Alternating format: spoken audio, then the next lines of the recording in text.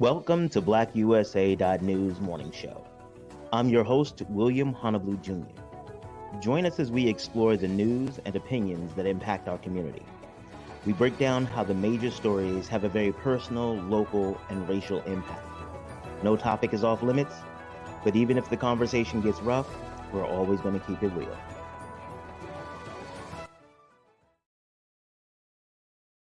Greetings and salutations, all my friends out there in internet land. I am William Honolulu Jr., and I have the privilege and honor of serving as the host of the Black USA News morning show.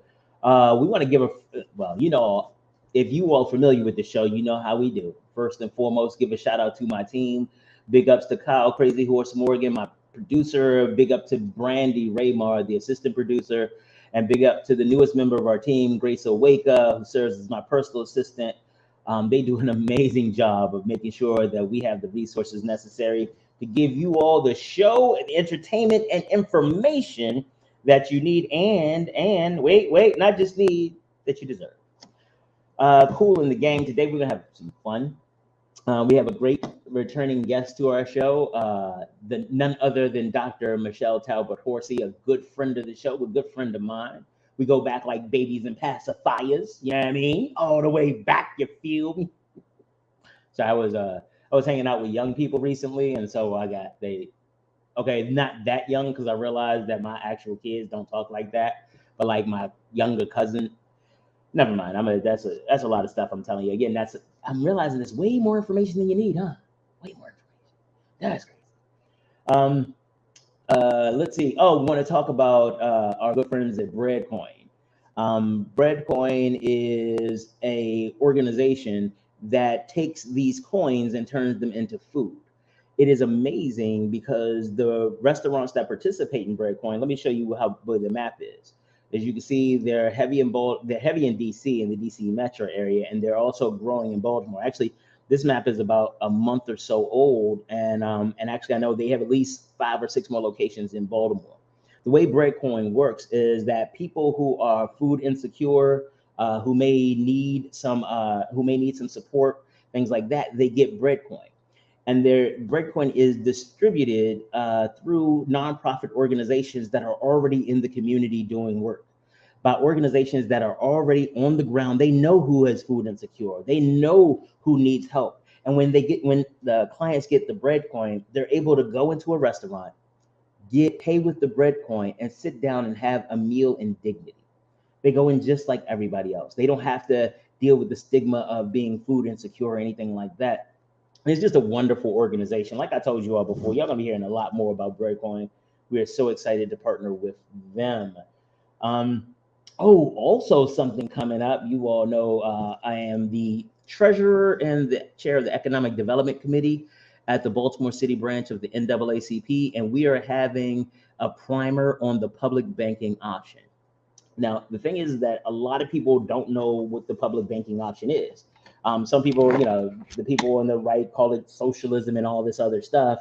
And that's what we're having this event for. So on May 31st, we're going to have a way that you can view it remotely. We don't have that link yet, but it's going to be at Brick Rose Exchange. And we're going to have Andy Morrison, Walt McKee, Derek Green, and yours truly there to talk about the public banking option and what can it do for Baltimore, and is it even appropriate? Again, we're not taking a position on whether this is something we should move forward with or not, just having this conversation, because what we realize is that while we talk a lot about financial literacy, we need to make sure that our communities have financial access. It's great that you understand what to do with money, but if you don't have any money, that knowledge isn't doing you too much good. And one of the things that the public banking option and again, we're still trying to figure out if it fits, but one of the things that it may do is that it may take the profit motive out of banking. So instead of banks looking at like, hey, what can we do to get the most money? It may shift, if it's held or led by a public organization or government agency, it may at least shift focus and say, well, how can we do the best good, not how do we make the most profit? So I'm really excited about the opportunity to have a conversation. And again, that's May 31st at 2 p.m. And make sure that you stay connected. If you need to email me at info@grindinggang.com. If you email me, I can make sure that you get the press release or the media alert, whatever other type of information we are doing, the bios of the speakers and all of that. Make sure you get it. So hit me up at info@grindinggang.com. All right, one other thing before we let's talk about the Grinding Gang. We want to help you take your business to the next level. The membership to the Grinding Gang is free. We have monthly events. We do one-on-one and small group coaching. And a lot of the stuff that we do is free. I strongly encourage you to join because whether you have a full-fledged business up and running for years, or you're thinking about it, a nonprofit or for-profit organization, there's a lot of information out there, and very little of it is designed to help you figure out what you should do. Most of it is designed to sell you what somebody else wants you to do. At the Grinding Gang, we take a different approach. We recognize that it's important for you to be able to understand the wealth of information that may be available to you and what you can do with it. And we just help you make decisions. We help you figure out and anchor down into what your goals are so that everything that you're doing is in your best interest. So again, hit us up, grindinggang.com. Again, y'all know I got my show notes. I'm trying to make sure I don't get in no trouble. I don't want no trouble. Actually, one more thing. This would be not really trouble, but we are hosting a grant writing session. You should probably see the link for it in the description if you are on Facebook or YouTube. If you're on Twitter, if you're on Twitter, email me. If you're on Twitter, email me at info@grindinggang, because I know we have a contest for free tickets, but I also believe that we have just free tickets we're giving out. I need to check with Donnie or whatever, but hit me up and we'll make sure that you get all that information as well. Yeah, got my show notes because y'all know I get excited when I talk to my next guest. She hails from Maryland. Maryland. Like I said, she and I have been friends for years, literally for years. Actually, I think we might even be able to measure it in decades. Actually, I'm sure we can, but she probably doesn't want to talk about that part. She is an incredible advocate for students, an incredible educator, and an incredible professional. Welcome, ladies and gentlemen, Dr. Michelle Talbert-Horsey. Hey, Doc, how you doing? I'm good, William. How are you? I'm doing pretty well. So today, we're getting back to talking about employment for students, as particularly those who are in higher ed, community college and higher ed, and how they start to prepare to make that transition out into, and I hate calling it the real world, because school is a real world. Like there's some real things that happen or whatever, but what we call the real world. So for those who may not know you, Doc, tell them a little bit about yourself. Well, I have 23 years of experience in higher education. 17 of those years has been in career services, helping students to figure out their why. That means, why am I even going to school to begin with? And then helping them to connect the dots, helping them to figure out what's next. After I complete my 2 years here in a community college or my 4 years at a four-year institution, what's next for me? Is school continuing with, if you're in a community college, continuing with a 4-year degree, is that going to be my path? If you're at a 4-year school, the question is, do I continue on to graduate or professional school, or do I go into the workforce? Okay. So I appreciate the conversations that we've had, because you really do focus in on that why. Like you're doing this, you're spending this money, and that's one of the things. And so I do some dissertation coaching, as some of my returning fans know. And one of the things that I work with many of my customers on, or many of my clients, is this idea is that you are spending tens of thousands of dollars to become the expert so you can answer one question. Why do you want to spend that much money to answer the one question? What is the question, and why is that valuable to you? And it sounds like that same kind of thought process on figuring out why you're doing this really will help students as they're thinking through not just their academic choices, but also their professional choices. That's pretty cool, Doc. Oh, yeah. I mean, you have to be able to think it through. I mean, lately, the question has been coming up, is higher ed worth it?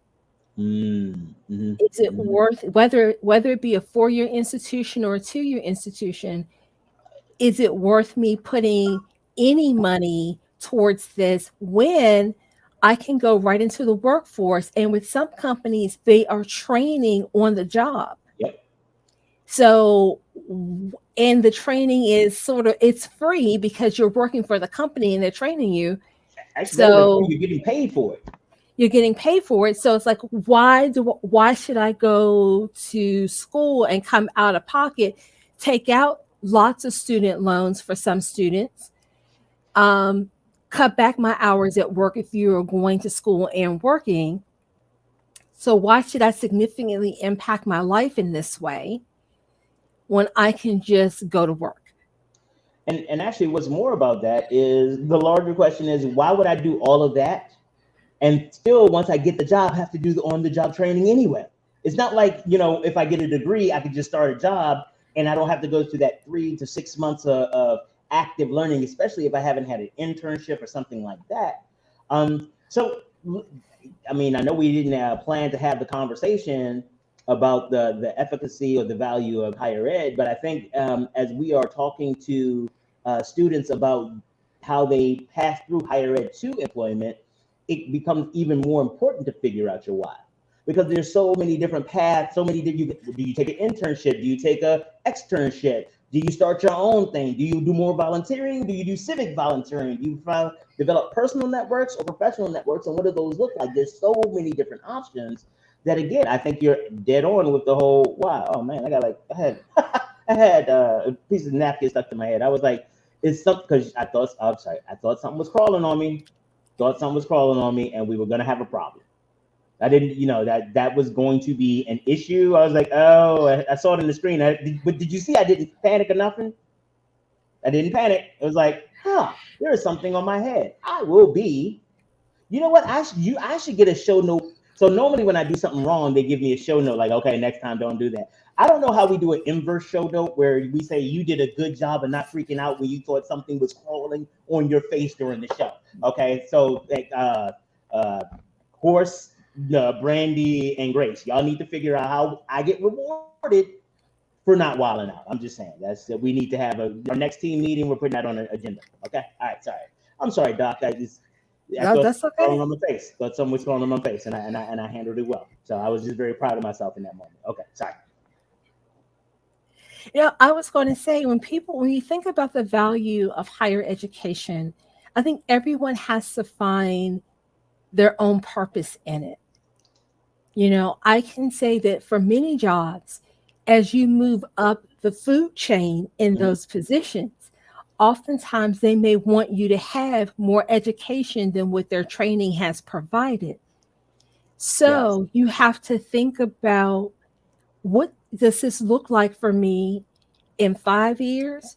What does this look like for me in 10 years? And also keeping in mind that there are some companies that, yes, they'll give you on-the-job training, but if you decide to go back to school, they may give you some type of tuition remission or tuition reimbursement so that you can go back to school. And that is a very viable option for a lot of people who don't want to take out student loans. They don't want their parents to take out Parent Plus loans. Yep. I think that's what they're called. Yes, the plus loans. The plus loans.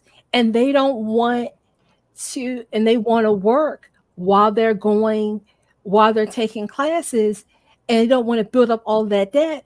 So that could be an option for them, is to work for a company that's going to train, or work for a company that's going to give them some type of tuition reimbursement. Right. And actually, one of the things that a friend of mine in undergrad, her father, as part of his professional development or his career planning, he got a job working at the school, one of the school. Well, I don't know if he got it because he wanted her to go there, but I know that because he worked there, and I think he worked at the grounds crew. He's like the supervisor of the grounds crew or whatever. She went to top tier 1 university for free, and actually she got a scholarship. So all of her scholarship money she was able to keep, because her father worked there, and because he had worked there for years, she was able to take advantage of that tuition reimbursed. I think it was remission or something like that. I can't remember what they called it. Yeah, tuition remission. Sometimes they call it tuition reimbursement. They call it's some kind of tuition break at the end of the day. Right.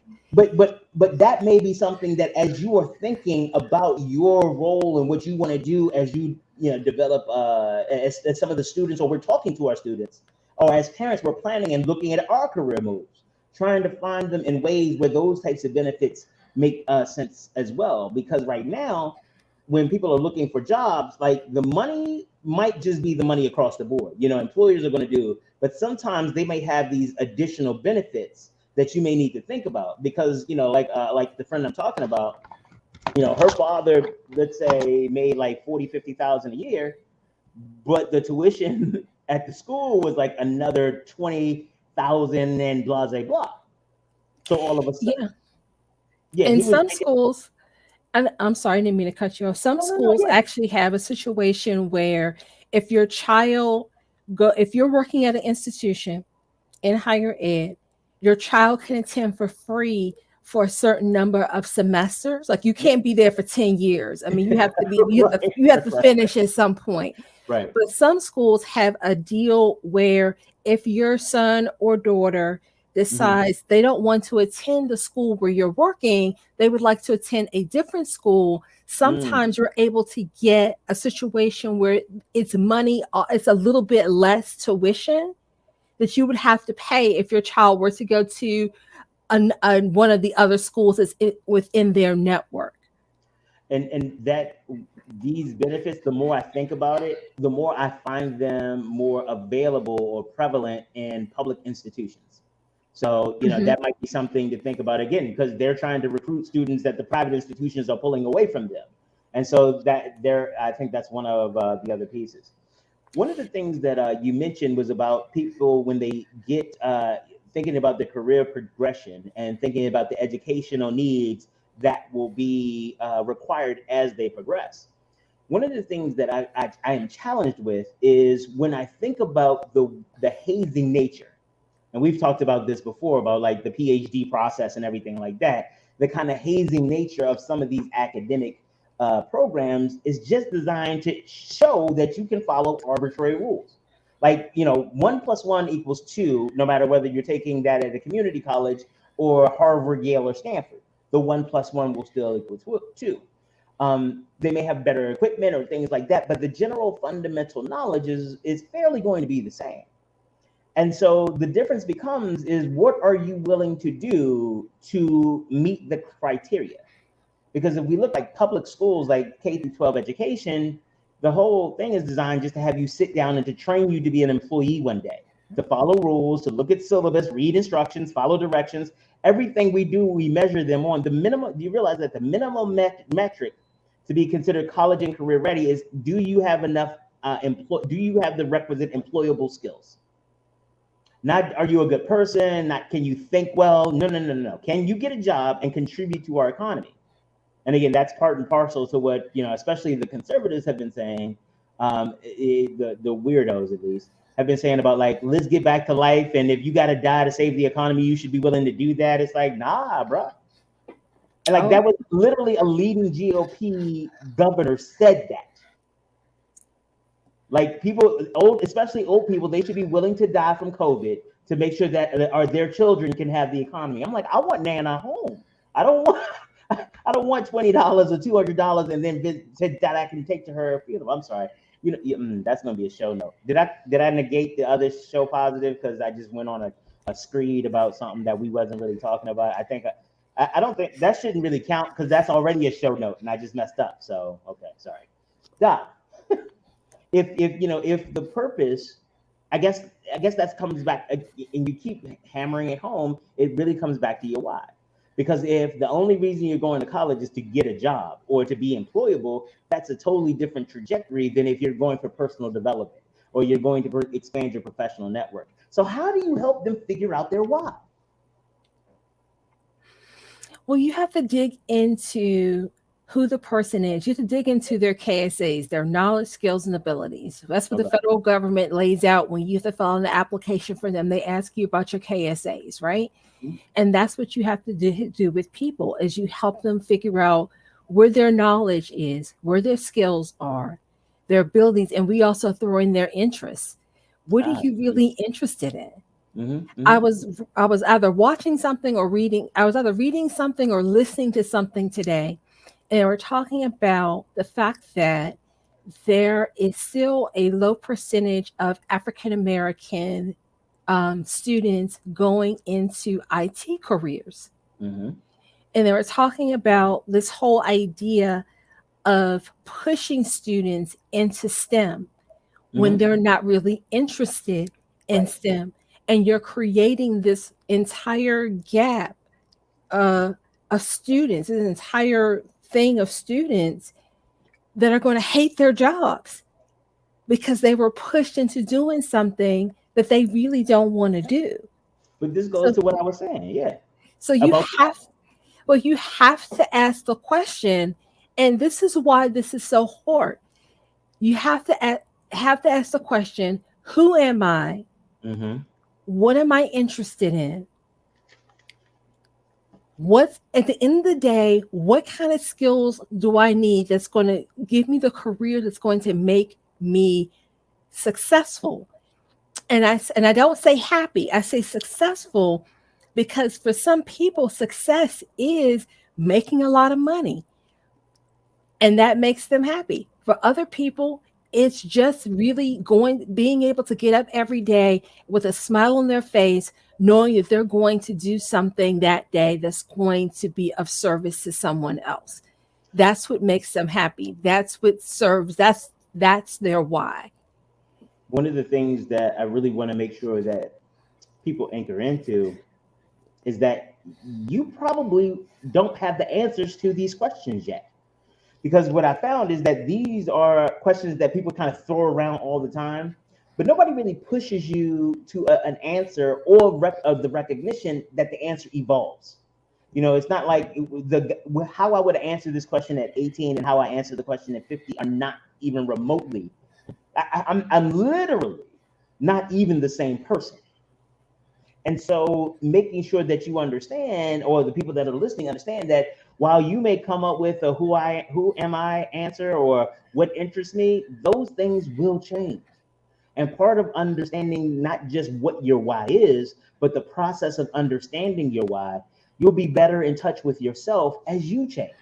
You won't have to keep coming back to Doc and saying like, hey Doc, something don't feel right no more. Could you go ahead and do that whole figure me out thing again so you can tell me what my new why is?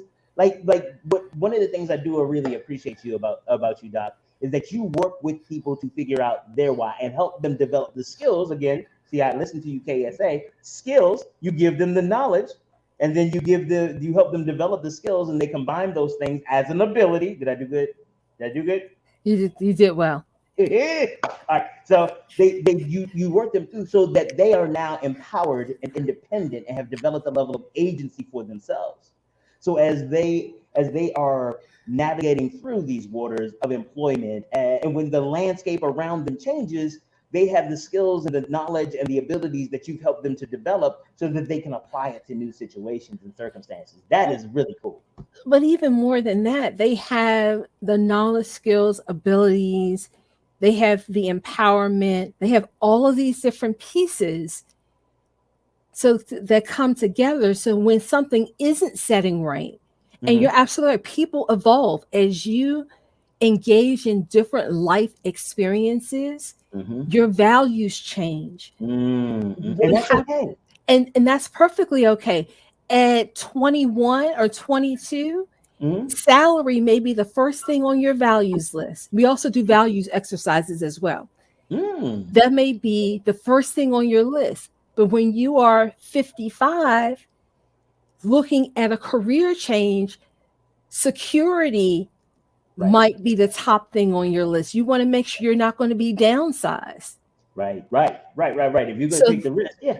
so all of those things change and they morph and they look differently. The core of who you are, for example, I've always wanted to be of service. Mm-hmm. How I've been of service has changed faces over the course of the years. Mm-hmm. When I initially started off with my master's program, I wanted to be a mental health counselor in a college a college Right. I remember. college mental health counseling center. is what I wanted to do.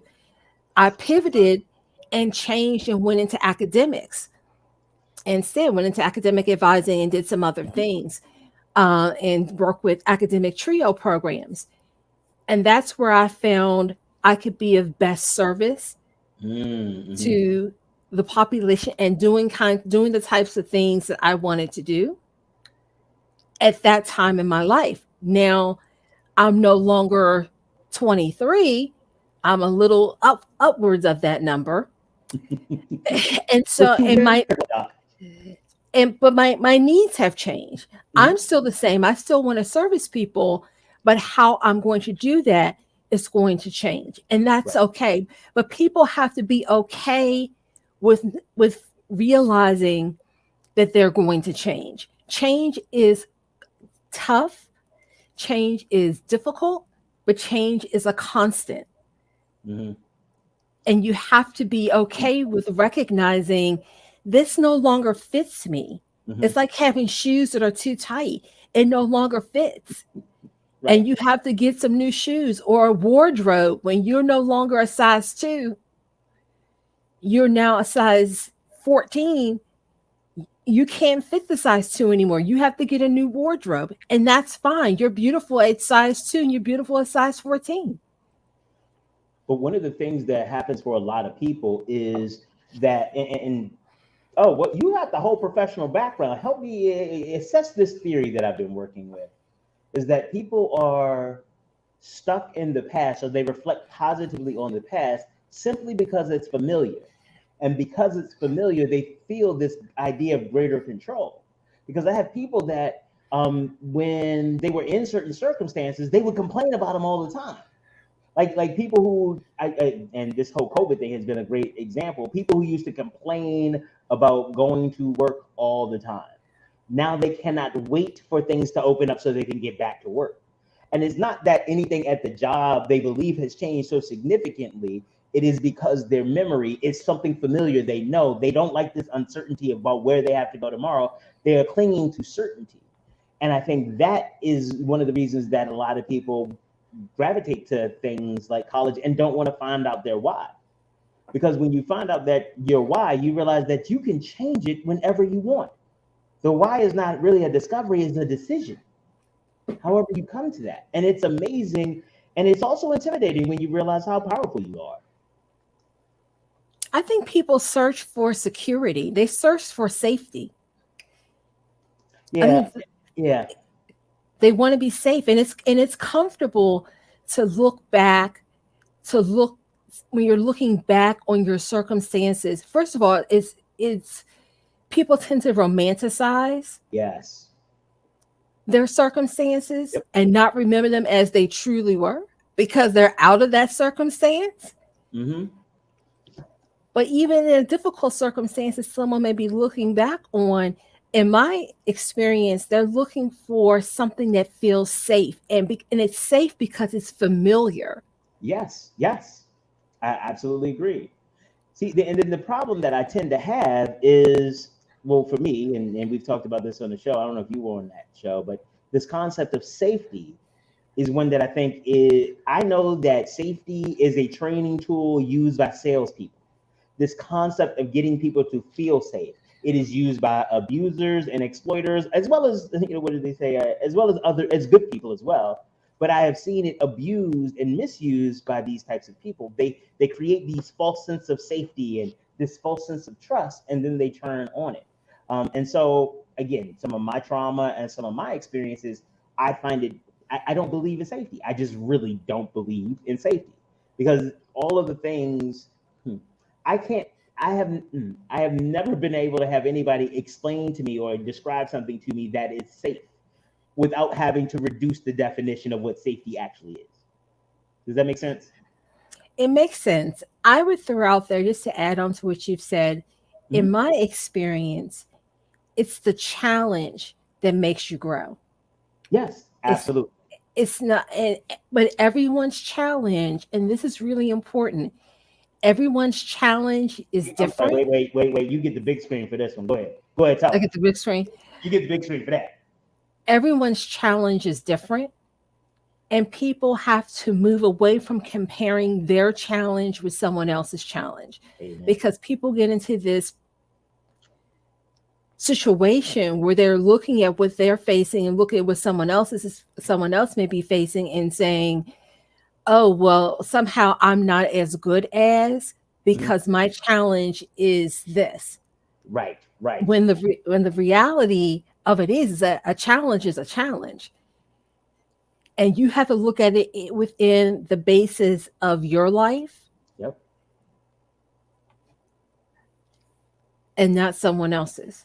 I absolutely agree with you, and I think that I appreciate you bringing that point home, and you did it in all the professional parlance that it required. It didn't sound like a scallywag or neighborhood tough or something. Sorry, I also been listening to Joe Biden speeches, so I got malarkey in my vocabulary right now. So as long as you don't add carpetbagger to your vocabulary. No, that's just, I mean, I was born below the Mason-Dixon line, so there's certain words. Hey there, buddy.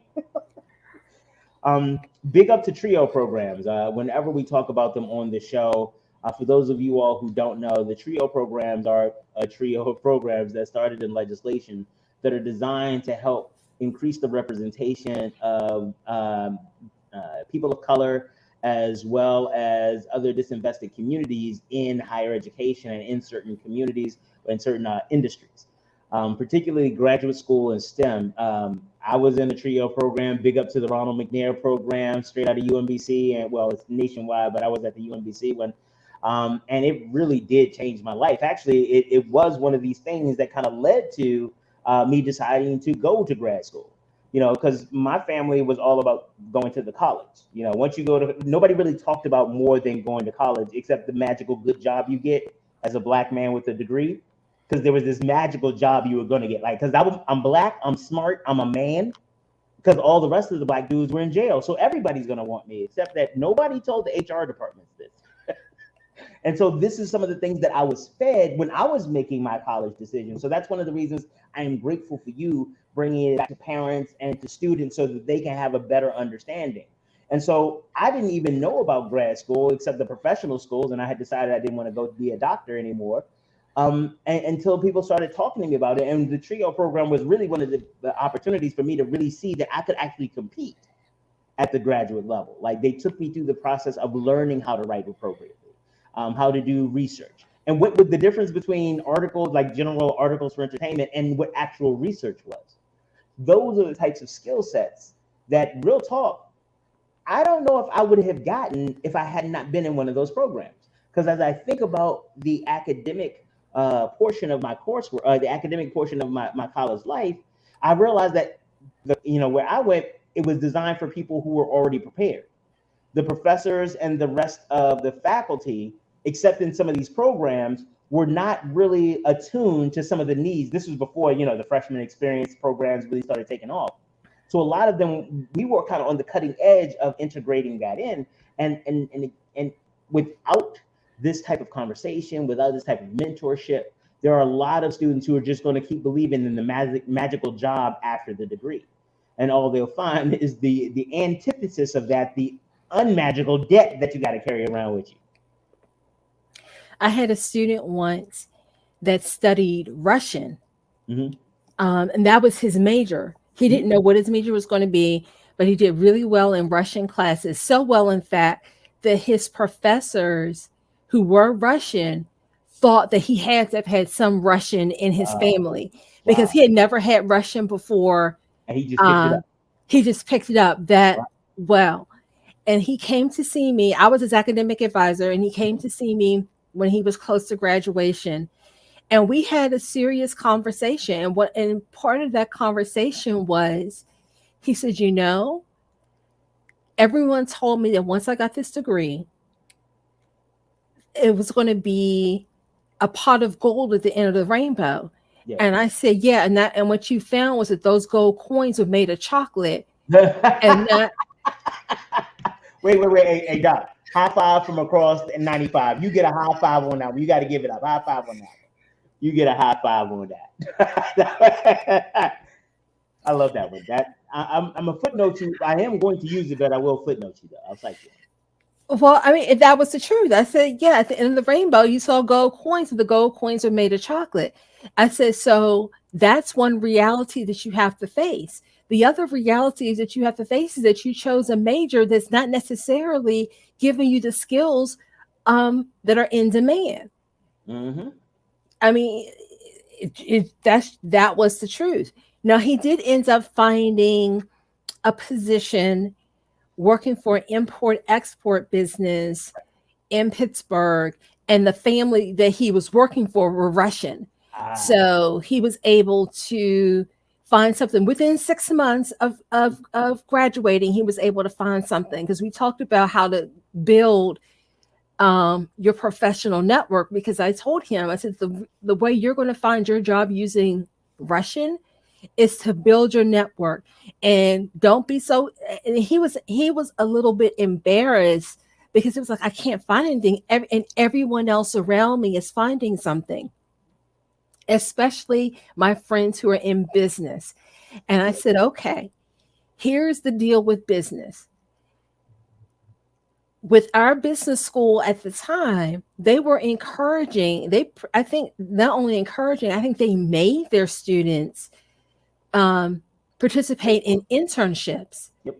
really early on in their academic career.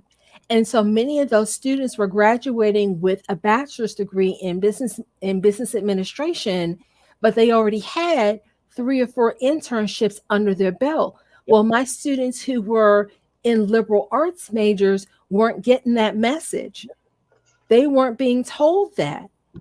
So they thought all I need to do is just go to class and make good grades, and there's going to be a job for me at the end of this, not Mhm. realizing that you have to create networks. Like the business students would have Deloitte Consulting on a Sunday playing beach volleyball or something, and Planning event. that's how they were making their connections. Yep. And my poor liberal arts students weren't making those connections. And they were sort of like, well, how come no one told us this is what we needed to do? But we were able to get him right side up and help him build his network out. And this is before, I'm not sure if LinkedIn was even around at that time. If it was in its infancy. So Okay. this was old fashioned networking. And that means telling people that you're graduating and that you're looking for a position and what you're interested in, and letting them know to contact you if they hear of anything of interest, that kind of networking. Gotcha. And that is incredibly important, and they are very lucky, especially your liberal arts majors, to have someone like you in their corner. Those of you all, and this is and actually this is advice I've given out before, and I want to try to run it by you, because I tell people if they do have a major that does not have unnecessarily have a commercial viability, like a language, like art, to build in either education with it or to build in business with it. Because on the education side, if you are a great artist and you know how to teach, you can teach someone else to art. On the business side, if you can speak art and or if you have a can speak language and you understand even the basic of business, you become more valuable in commercial transactions. But that was kind of advice that I've given just based on my experience. What would you say to should I call people back and be like, hey, don't do that, okay? Stop it. No, I think having a minor or having an area of specialization, that's why schools have that. Right. That's not, schools don't have that. So you can just add on additional stuff that you like. I mean, you can like it. I'm not telling you not to like it, but you may want to think about, okay, I'm an art major.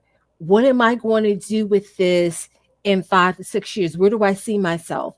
And then pick your minor based upon that piece of it. So, What is, so, oh, sorry. I'm sorry, what is, it's really looking at what that next step for you is going to be.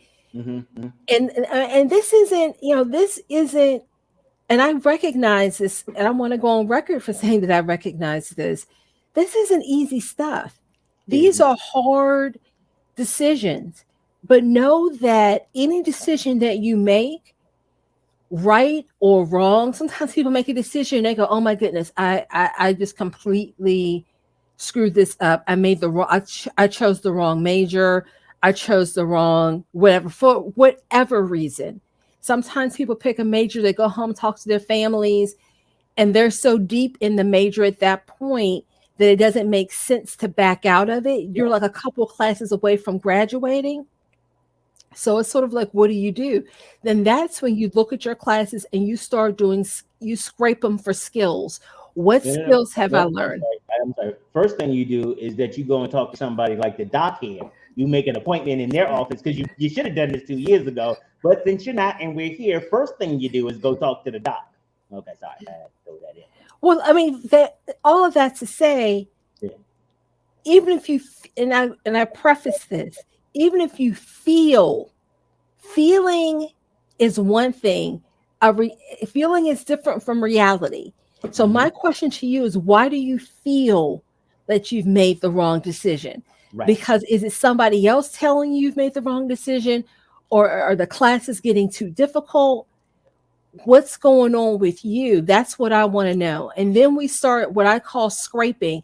We start looking at skills, because I'm a person who believes that you can learn something from anything. Right. Absolutely. You can gain a skill from anything. So what we're going to do is figure out what these skills are, what your abilities are, what your knowledge level is, and then we're going to look at how we're going to apply this to the world of work. Another thing that students can think about doing, and you mentioned this, I want to make sure that I address this. And even in your talk coming up about the banks. Yes. And I mentioned, and I think student loans were mentioned on there. And I want to mention to students, take advantage of the work study program. There are lots of jobs on campus. Are you paid $20 an hour? No, you're not paid $20 an hour. But if you are a student that doesn't have any work experience, this can give you work experience. It can give you experience working in an office, or working in a lab, working in the library, working as a tutor. Yep. You know, there's lots of different types of positions. So take advantage of that. Don't sit and wait on it and go, oh, I don't have any skills. I don't have any. This is a way of building those skill sets and getting that job experience if you don't have it. I absolutely agree with you. And I think it's a really so funny that every time we come up with a circumstance, it always leads back to figuring out your why, because it's not wrong if it's aligned with your why, no matter who says what. And I love the point that you made about making sure that people align between, this idea of right and wrong, because especially for many of us who grew up in communities of color, there's this idea of trouble. You don't want to get in trouble. Nobody wants any trouble.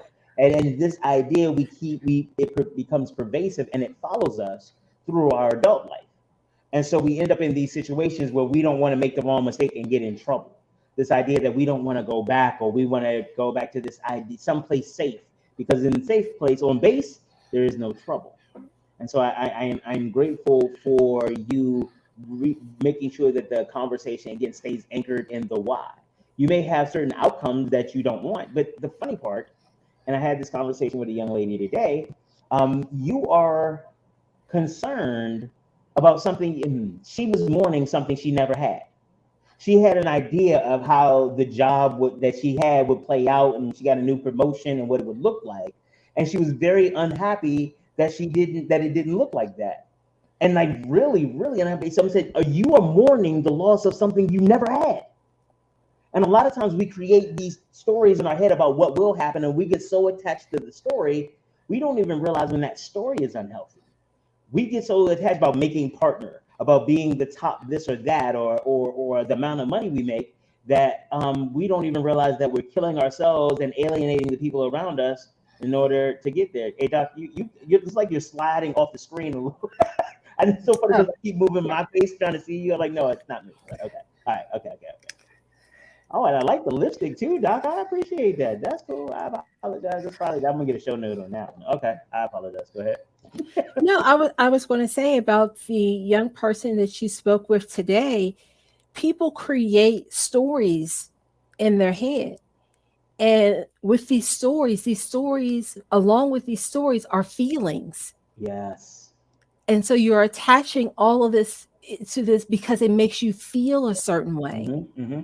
But feelings something is not necessarily a feeling, is not necessarily the truth. It's not necessarily reality. It's No. okay to have feelings Yes. about a story you've created. It's natural to have a feeling about it, but at some point you have to separate the story from reality. Reality,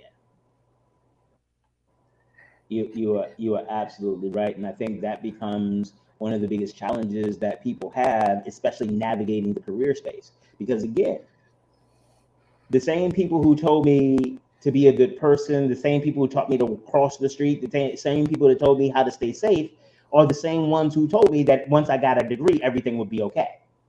Especially if I got a degree and a good government job. And you know what I did? I got a degree and a good government job. And 6 months later, I got laid off from the government job. I didn't even know that you could get laid off. And again, I'm going to be honest about it. I didn't know you could get laid off if you didn't work in a factory. I thought in order to get laid off, you had to work in a factory. I didn't know that it could happen to white collar people because nobody when that happened, it happened to my uncles that worked at a factory or it was on the news at some factory. I'd never even conceived of that type of risk. And so my idea about what professionalism and a career pathway would look like was totally devoid of any reality. Now, granted, reality jumped in and showed me what it was real quick, but it was because of some of these stories, because I didn't have anyone who knew the process to walk me through the process and help me understand my why and how that why aligned to the real world. I just knew that I wanted to be successful and have a good job and a family. Ta-da! I didn't know about all of these other things, and so that's why I'm saying, people, your kids, if it's you, hell, if you're an alumni of a place, go back and talk to the career service. Now, let me ask you this. Let me make sure, Doc, if an alumni of any of the institutions that you were at came to the campus while you were there and said, "Hey, I need help," would you be like, "Hell no, you graduated, get out of here," or would you help? No, we help alumni. So go. There's nothing stopping you. The doc and people like the doc are literally they get paid to try to help you. Go to them. They could change the entire trajectory of your life, of your career, of your kids' career. Just there's literally no downside. Am I going too deep into this, doc? Because I don't. It's one of those things like I wish I had watched this when I was 18, 19, or they had it at the UMBC Common Room that somebody got me to understand this. Like I think about all of those workshops I walk past when you walk through campus, you see these flyers. The Association of Political Scientists are doing this. You're like, they ain't even having pizza. Not realizing that just showing up to that meeting and having one conversation could have changed the trajectory of my life. And that's one of the reasons I want to make sure we continue to have these types of conversations. Sorry, I made it about me again. That's probably the show notes. No, no, no. I think that especially um, when you're part of that college experience, as we talk about the return on investment, Mm-hmm. it's one thing to get the degree, okay? It's another thing to get the campus experience, and that is learning how to work with other people, Mm-hmm. Mm-hmm. learning how to work on group projects. Because as much as for all of my folks out there that hate group projects, I can guarantee you when you're working in your 9 to 5, we don't call them group projects. We call it collaboration. Yes. Yeah. Or this person in charge, and y'all got to work with him. That's the way they told me that one time. He in charge. Is you're on his. Oh no. That's a team. There you go. That's the word. Team. Or are you working on a team Team. or a council or some type Ooh. of advisory board, some type of task force? Mm-hmm. You are going to have to work together. So there are some things that you're going to learn outside of the classroom that you're going to learn on a college campus.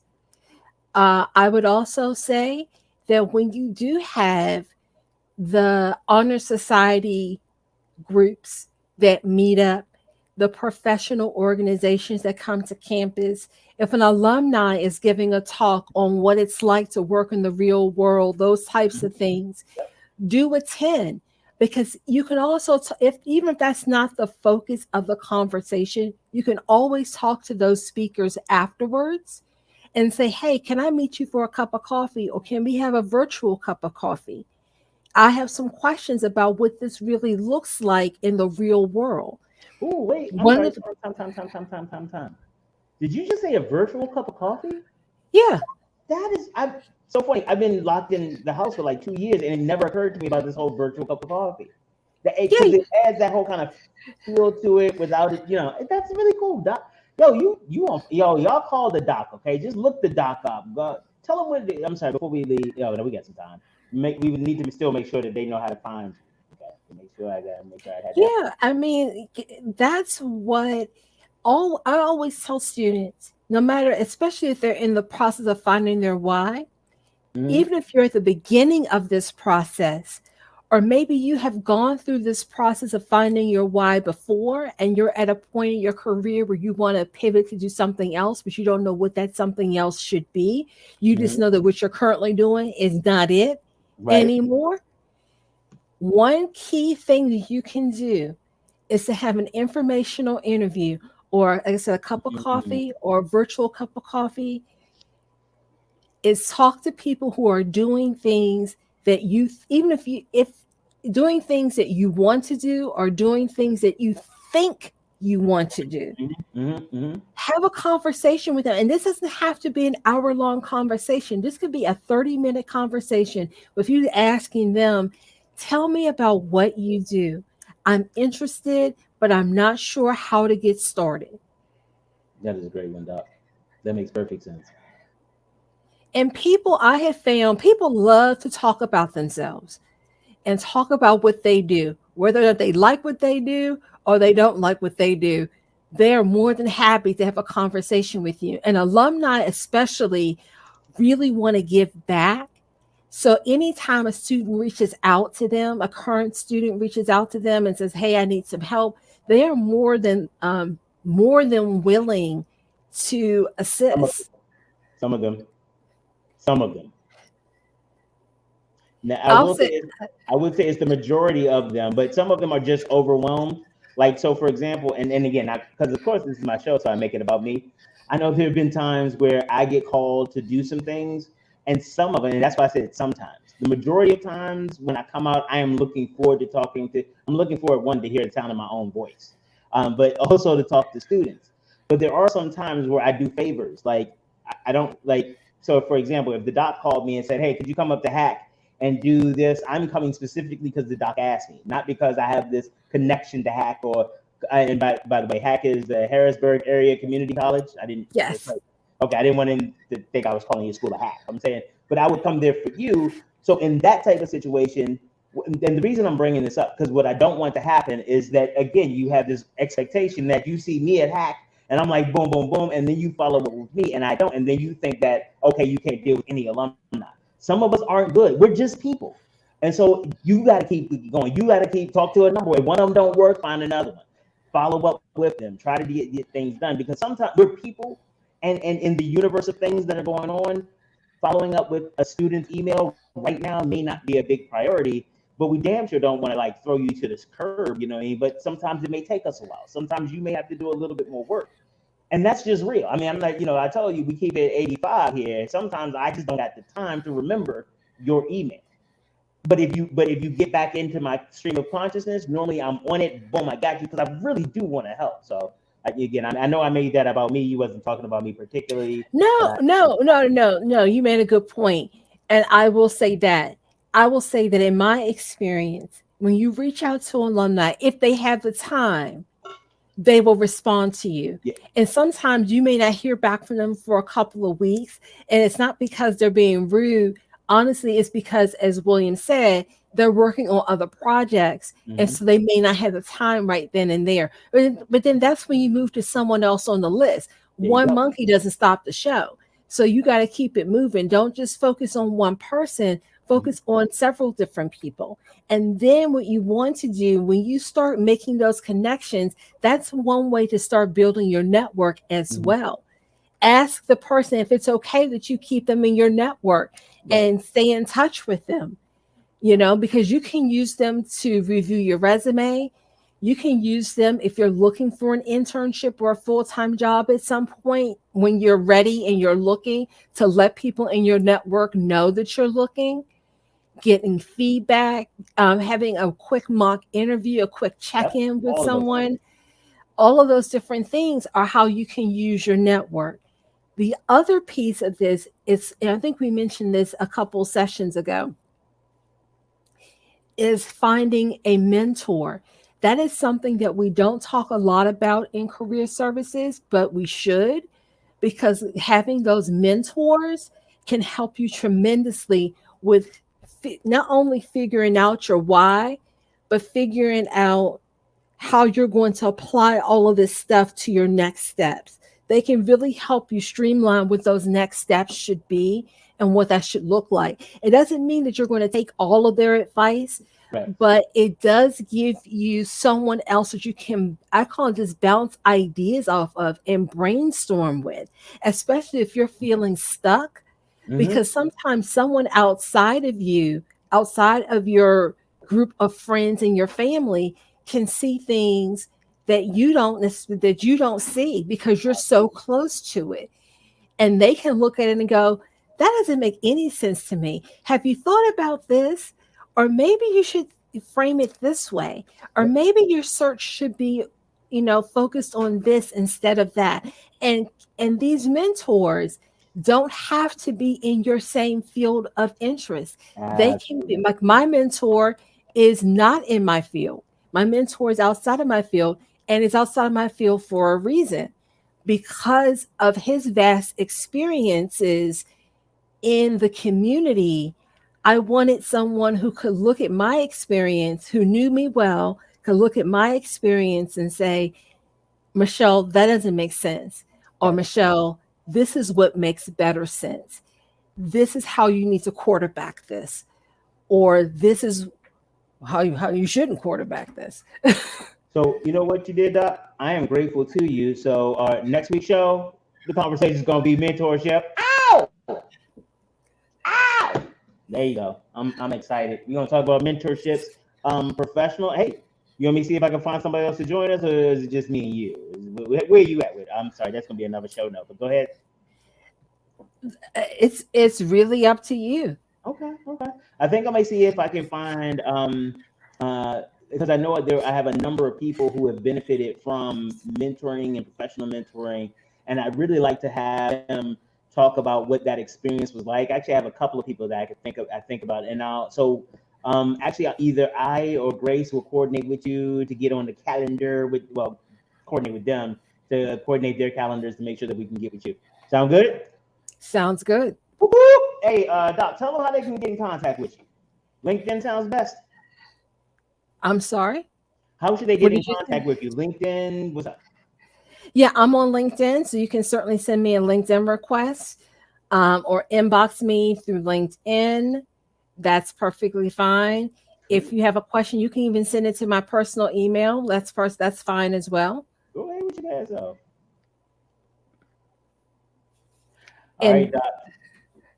Thank you so much for your time and sharing your wealth of knowledge and information, your KSAs with our audience. I'm looking forward to talking to you next time. Cool? Sounds good. Thank you. All right. Oh, man, I keep telling y'all I know dope people, don't I?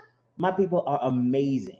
She was able to come and bring a lot of information. And for those of us out there who have our kids that are in school, and those of us who may be looking for jobs ourselves, please hit up your alumni association, hit up the career services places at the places you graduated.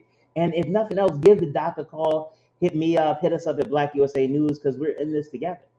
And thank you for everything. And we will be black tomorrow.